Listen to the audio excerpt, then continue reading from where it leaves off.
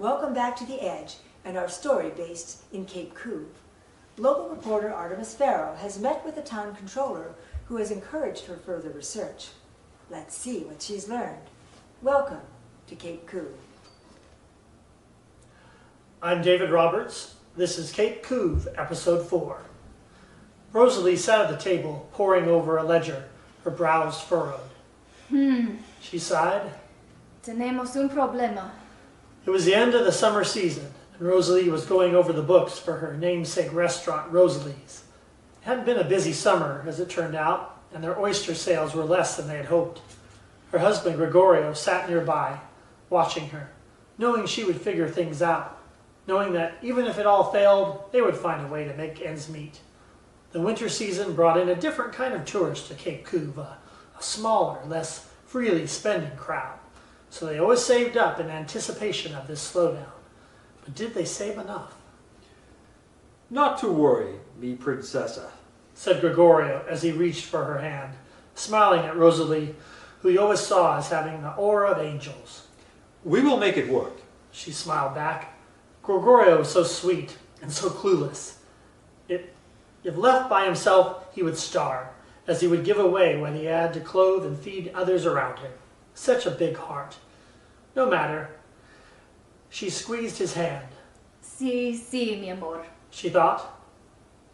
Aloud she said, Enough for tonight. I'll prepare for tomorrow. He reached around her, holding her hard. His embrace was wonderful, comforting. She leaned in, but then broke away. La cocina, she murmured as she gazed briefly into his soft brown eyes and turned her head with a quick breath. La cocina. Gregorio watched his angel as she glided away. He reached for the ledger she was reviewing. The figures showed they were short about $5,000. How could they make it up? Perhaps, he thought, maybe an extra trip to the oyster beds. Not far away at the town hall, tables were being set for the monthly bingo party. Each month, the town gathered for this time of fun and also to raise some money for the town projects that were never quite covered by the municipal budget. Pastor Dan was at the front, smiling as always, gracious as always, and, as always, asking for commitments to offerings to the church. There was only one church in Cape Couve, now called the New Church, or as some nicknamed it, the Clean Slate Church, because that's what Pastor Dan said each Sunday to the small, faithful crowd. We welcome everyone, he boomed out. The town loved their church and the good works it sponsored. They just had a hard time showing up for worship. But they would show up for a bingo night, and this was its own kind of worship. Mrs. Johnson ruled the roost here, though she always put up a fuss when the remainder came to show up for it. She had been in the town longer than anyone, running the residence hotel, the Dewdrop Inn, for what seemed like centuries. She herself seemed to have been here since the flood. She took great pleasure in spinning the bingo ball cage and being the caller. N37, she would say in her smoker's voice. N37. It was really her best day of the month, though she would never let on as she looked forward to it. This month, the proceeds would benefit the Clean Slate Church, which Mrs. Johnson didn't attend. But the bingo she could get behind. Tonight, nearly everyone was there. LaDonna and Carol from the Rainbow Bistro, Ruthie from the glass shop, Esme and Asher from the cannabis shop. What are you thinking now? Asked Artemis to each person there. She was the newest transplant, with plans to start a local newspaper, the Cape Couve Chronicle, which had yet to publish. She was glad to exercise her reporting chops again, catching everyone before they settled into the evening's event. Gregorio headed toward the steamer. That's when he remembered the bingo night. He thought the restaurant could be the charity for the bingo game next month, but he was already untethering the steamer, even though the sun was low in the sky. He'd have maybe an hour, he thought. Enough. Gregorio quietly motored to the oyster beds in the dimming light. That's when he heard it, that unfamiliar sound. At the town hall, people were finishing the setup, Mrs. Johnson, directing in every way she could, move this table here, no, over there, no, don't use the green streamers. But then everything stopped.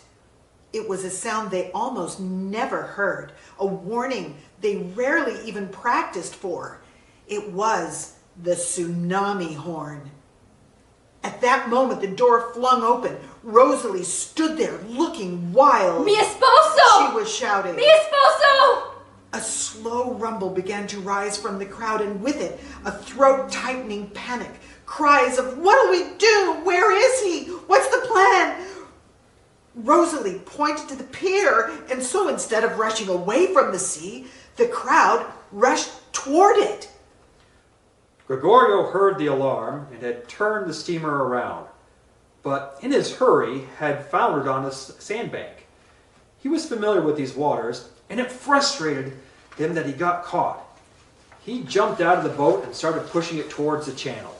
The lines and ropes were getting tangled. This was not like him, he felt hotly, but the emergency changed everything. He was clumsy, his hands seeming thick and unruly.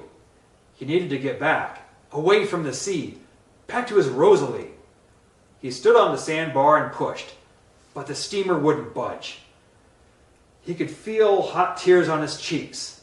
The sun was setting, and with the light with it. The crowd was gathering on the pier. More coming, more shouting, more frenzy. Artemis was there too, reporter's notebook in hand. She could see that Gregorio wasn't far, and that several among the crowd had clambered into their boats, readying their skiffs to paddle to Gregorio and the steamer. She edged close to Rosalie. Has this happened before? She asked her in her reporter's voice. No! Wept Rosalie. He never goes out this late.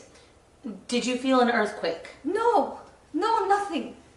They watched as the skiffs reached Gregorio and started pulling in the limping steamer closer to shore. Someone shouted, "Hurry! Let's get out of here! The evacuation routes!" and just as suddenly, the siren stopped. The town squad car drove up and Officer Mike leapt out. Everyone, is it all okay? False alarm. There is no earthquake. Look, no tsunami. We're all safe. Everyone turned. In fact, everything was calm, like any Cape Couve evening. Mike approached Artemis. I checked with the Coast Guard. There was no earthquake. There was no tsunami. Must have been some cross wires made the alarm go off. The fishermen secured the steamer's lashings as Gregorio made his way through the crowd to Rosalie. They hugged so long, so relieved. Only in Cape Couve. How to fix that alarm. Yeah. The crowd began to break up, some back to the town hall to put away the bingo cards. Bingo could wait for another day. Others headed home, some to Rosalie's, making sure the couple got home safe. Artemis surveyed the scene. As she walked behind the crowd, she heard a sound and thought she saw a flash. A car? Not sure. No one else seemed to see it. In fact, most were already gone. As she turned to catch up with the dwindling crowd, she saw the flash again. A glint of black, briefly reflected in the pale light of the aging street lamps. Something or someone who suddenly decided they didn't need to be there. Officer Mike saw Gregorio and Rosalie to their house. Artemis caught up and opened the door for them. Gregorio was still heavy on Rosalie's tiny shoulder. So Artemis helped them inside, moving Gregorio to the sofa. She found a blanket for him as Officer Mike headed back to help the rest of the crowd find their way home. Then, from the kitchen she heard, Dios mío. Artemis turned and ran to the kitchen where Rosalie stood. She was holding an envelope in one hand and a fistful of money in the other. Rosalie dropped the envelope that took the money to Gregorio. Artemis looked at the envelope. It was marked, "For Rosalie's." She came back out. Rosalie and Gregorio had counted out $5,000. They were hardly breathing, holding the money and each other. What? Who? Mouthed Artemis. Yo no sé. But Rosalie had already turned her attention to Gregorio. Artemis saw her cue. acknowledged the scene, and with a bow of her head, made her way back to the door. She closed it quietly behind her. Artemis stepped outside into the sharp, cool air. She was pretty sure she knew that dark flash, that skidding sound in the gravel. Zoltan, she mouthed. No real tsunami, but a real rescue for a failing restaurant. And, well, what is real anyway? Artemis looked up at the dark road, where the gate of the dark castle above the town was just visible. She thought. She turned away, and it was just a few blocks to the Dewdrop Inn, her current abode. And Bounder will need his walk in Kipple. There will be time to investigate tomorrow. Clearly, Cape Couve has more secrets to share. That's the Cape Couve, where time isn't even a concept. It's the Cape Couve way.